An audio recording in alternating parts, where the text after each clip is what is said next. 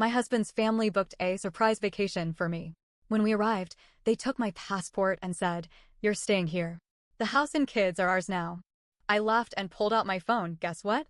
So is your bank account. When they checked their balances, they screamed.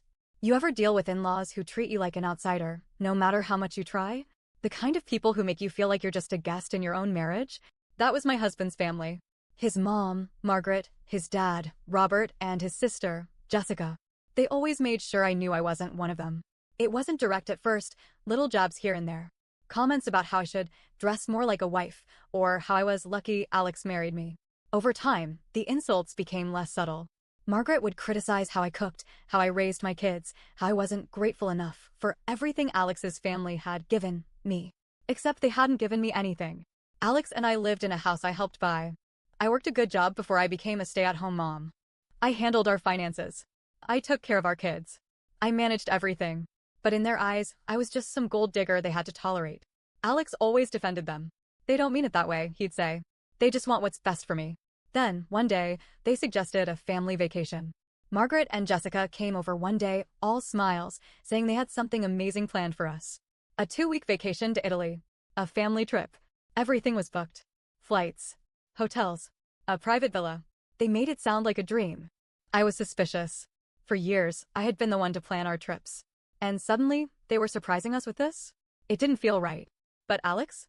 He told me I was overthinking it. It'll be fun, he said. The kids will love it. So, like an idiot, I agreed. I packed up, got everything ready, double-checked our passports, triple-checked our travel insurance. Then, we got on a plane and flew across the world. For the first few days, things seemed okay. The villa was beautiful. The weather was perfect. We ate amazing food, saw the sights, took the kids to all these little places I had always wanted to visit. But then, one night, everything changed. It was our 4th night there. We had just finished dinner. The kids were tired, so I put them to bed while everyone else stayed up drinking wine. When I came back downstairs, Margaret was waiting. Jessica was beside her, sitting back with a smug look on her face. Robert was standing off to the side, arms crossed. And Alex? He wouldn't meet my eyes. Something was wrong. Margaret took a slow sip of wine, then looked at me like I was a child who needed to be taught something important. We've talked about it, she said, and we all agree this is for the best. I frowned. What is? You're staying here.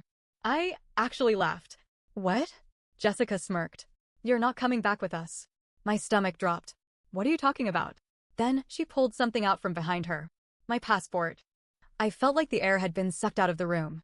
Jessica waved it in front of me, like it was some kind of prize. You don't need this anymore. I turned to Alex, waiting for him to do something. He just looked away. Margaret smiled. The kids are coming home with us. Alex is coming home with us. You? You'll be much happier here. They were serious. This wasn't some twisted joke. They had planned this. They were trying to steal my children and abandon me in a foreign country. I couldn't breathe. They had spent years treating me like I was nothing. Like I was just Alex's wife, an outsider. They thought I'd just cry. That I'd beg. That I'd accept it. But they didn't know who they were dealing with. Before I met Alex, I worked in cybersecurity. Specifically, fraud prevention and financial security. And about a month before this trip, I had a bad feeling. Alex had been acting strange. He was secretive with his phone. There were weird charges on our bank statements. Every time I asked him about money, he brushed it off. So, just in case? I prepared. I set up alerts on all our bank accounts. I moved money into a new, private account only under my name. I even had a backup emergency fund in cash. And their biggest mistake? They thought I was dumb enough to let them handle all the bookings. What they didn't know was that I had rechecked everything before we left. The villa reservation? It was in my name. The flights? I had access to the tickets. Their money? I had been watching it the whole time. And the best part? Their credit cards were all tied to accounts I had access to. Jessica was still waving my passport, waiting for me to break down. Margaret had the soft, fake smile on her face. It's better this way, she said. You were never really a good fit for our family. The boys need stability. Boys. She meant my kids. She meant my babies. That was the moment something inside me snapped. I pulled out my phone, tapped the screen a few times, and smiled. Guess what? I said. So is your bank account. Jessica blinked. What? Margaret rolled her eyes. Don't be ridiculous. Robert checked his phone. Then his face went pale. Jessica grabbed her own phone, her smirk fading fast. Then she screamed. What the hell? Margaret yanked the phone out of her hands. No. No, this isn't possible. Alex fumbled with his own phone. His hands were shaking. What did you do? I leaned back. I had drained them. Not in an illegal way. I didn't steal anything. I just moved things around. The joint account? Not joint anymore. The emergency fund Margaret thought she controlled? Mine now. Their credit cards? Frozen. The villa reservation? Cancelled. They had nothing. And they were stuck in Italy. With no money. And no way home. I turned to Alex. Give me my passport. He looked like he was going to cry. Babe, please, let's just now. He handed it over. I took it. Then I stood up, walked upstairs, and started packing my bags. I could hear them downstairs, whispering, panicking. Margaret was already trying to call the bank. Jessica was pacing. Alex was just sitting there, head in his hands. But I wasn't done yet. Because before I left, I had one more thing to do. I could hear them downstairs, panicking. Margaret was on the phone with the bank, screeching at some poor customer service rep. Jessica was pacing, frantically refreshing her banking app like that would magically bring her money back. Robert sat silently, his jaw clenched so tight I thought his teeth might break. And Alex? He was just sitting there, frozen, hands gripping his hair, staring at his phone like if he stared hard enough, the numbers would change. Good. I grabbed my suitcase and quietly went to check on my kids. They were still asleep, their soft little breaths the only sound in the room. I felt a tightness in my chest. They almost took them from me. Almost. I pressed a kiss to their foreheads and took a deep breath. I had to keep moving. I grabbed my phone and started making calls. First, I rebooked my flight, one-way ticket, first flight out. Then I made another call. I had a backup plan. Here's what my dear husband and his evil family never knew. I had friends. Not just the let's grab coffee kind of friends. The real kind. The kind you make when you spend years working in fraud detection and security. And one of them happened to work at a major international bank. So while Margaret was screaming at customer service and while Jessica was having a meltdown, I sent a quick message. Me, hey, remember that thing we talked about? It's happening. Friend, got it. Need a go-ahead to proceed? Me, now.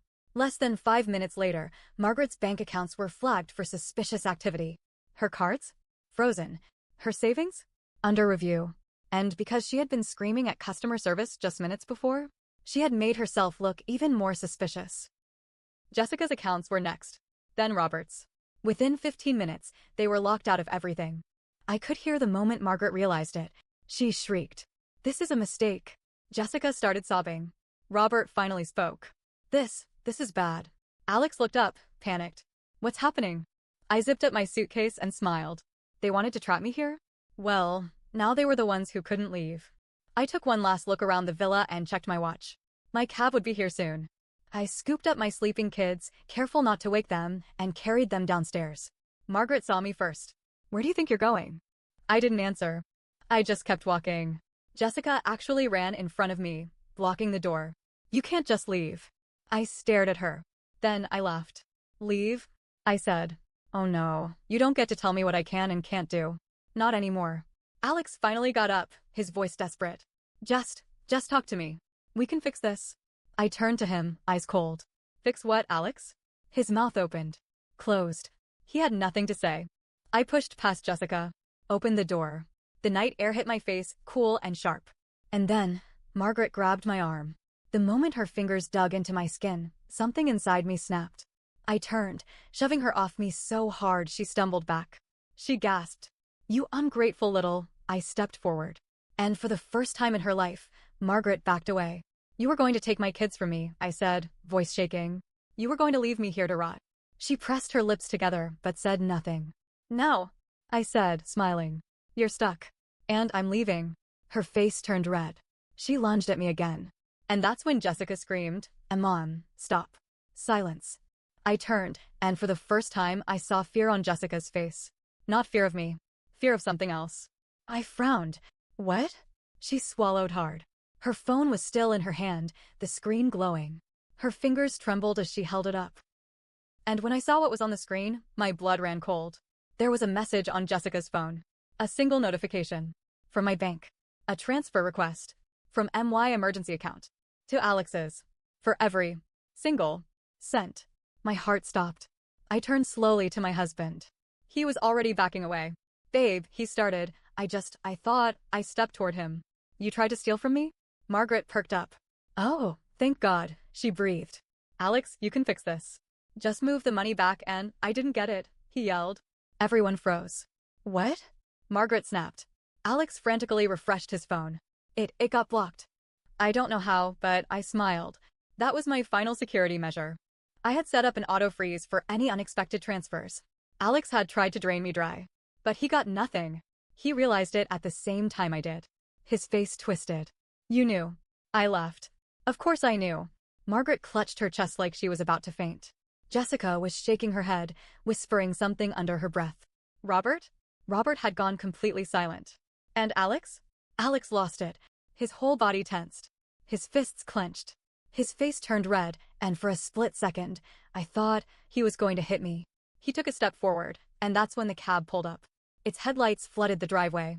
Alex stopped. The driver rolled down the window. Miss? You called for a ride. I turned back to Alex.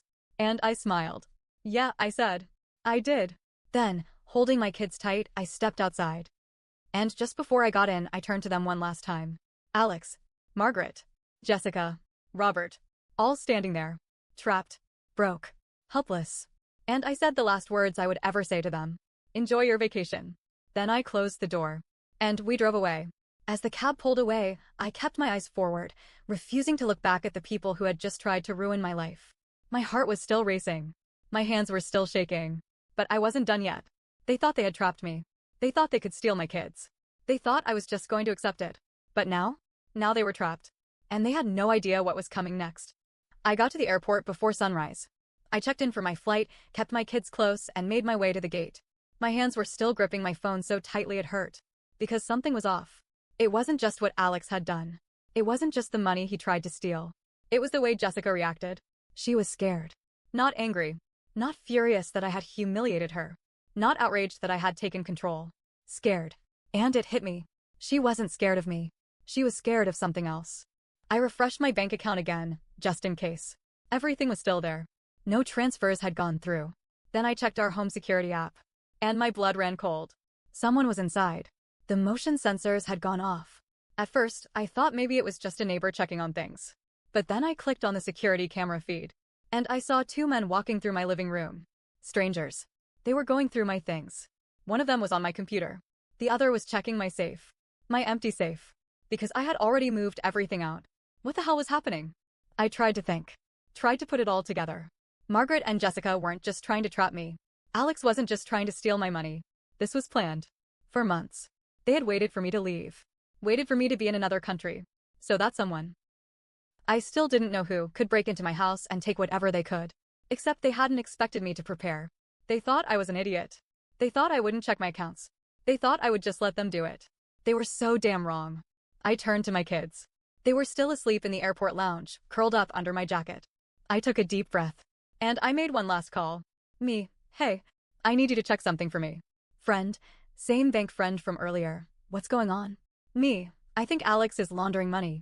Silence. Then, friend, say that again? I swallowed hard. I thought about the random charges I had seen in our bank statements over the last few months. The new accounts I didn't recognize. The way Alex was acting so nervous whenever I asked about money. This wasn't just about him stealing from me. It wasn't just about his family wanting my kids. Alex was into something. Something illegal. And I was about to expose all of it.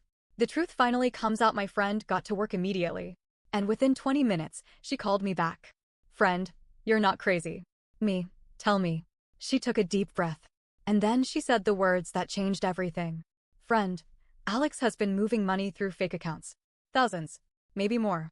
My hands went numb. Friend, and guess whose name is on some of them? I already knew. Mine.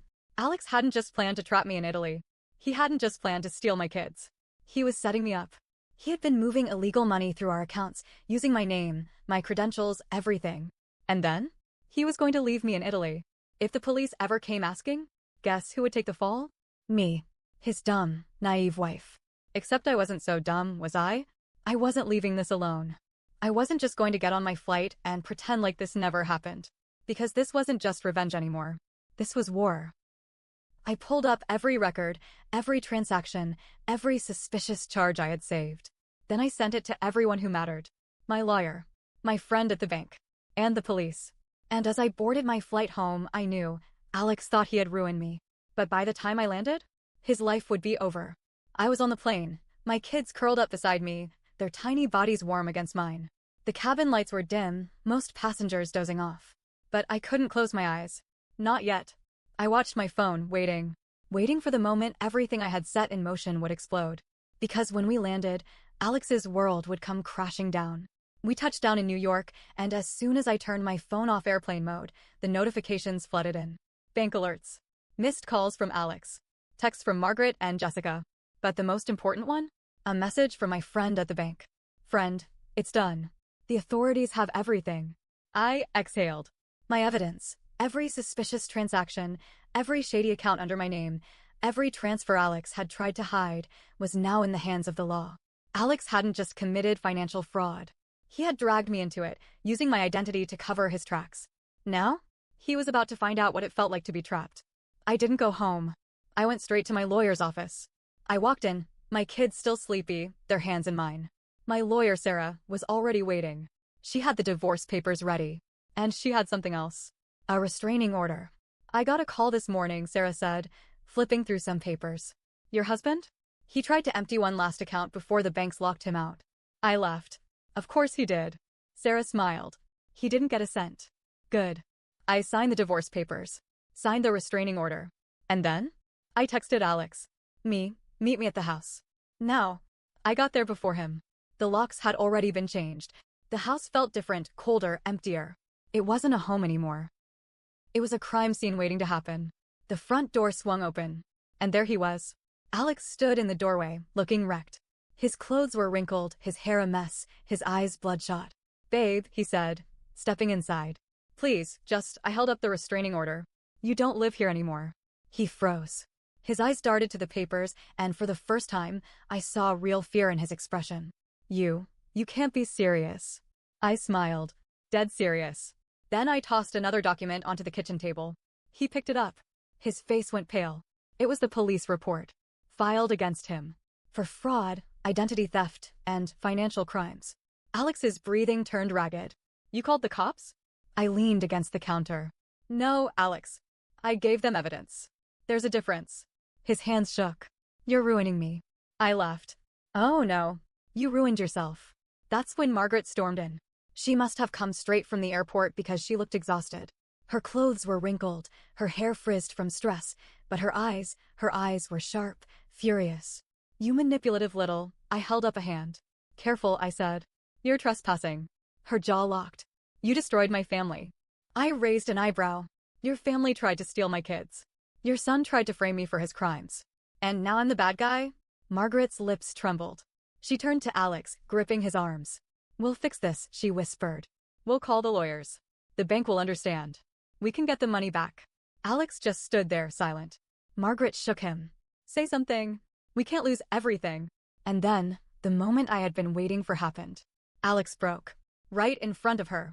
His whole body slumped. His breathing was shallow, his face defeated. I can't fix it, Mom, he muttered. Margaret stared. What do you mean? He finally looked at her. And then he said the words that made her world crumble. The money's gone. Silence. Margaret blinked. That's not possible. Alex swallowed hard. It's gone. I took out loans. I made bad investments. Margaret grabbed his shirt. How much? Alex's lip quivered. All of it. Margaret screamed. A raw, desperate sound. She grabbed her hair, shaking her head like she could undo what had just been said. No. And Jessica walked in just in time to see her mother collapse into a chair. She looked between me, Alex, and Margaret. And then? She burst into tears. I didn't care. I turned to my kids, who were watching from the hallway, their little faces full of confusion. It's over, I told them softly. Because it was. Alex was arrested 2 days later. The fraud charges were serious enough that his bail was denied. Margaret and Robert had to sell their house to cover their debts. Jessica? Disappeared. She had loaned Alex money, too, money she didn't have. She tried to skip the country, but debt collectors found her first. And me? I moved on. The divorce went through fast. I got sole custody of my kids. And the best part? I never had to see them again. One day, a few months later, I got a call from an unknown number. It was Alex. I let it go to voicemail.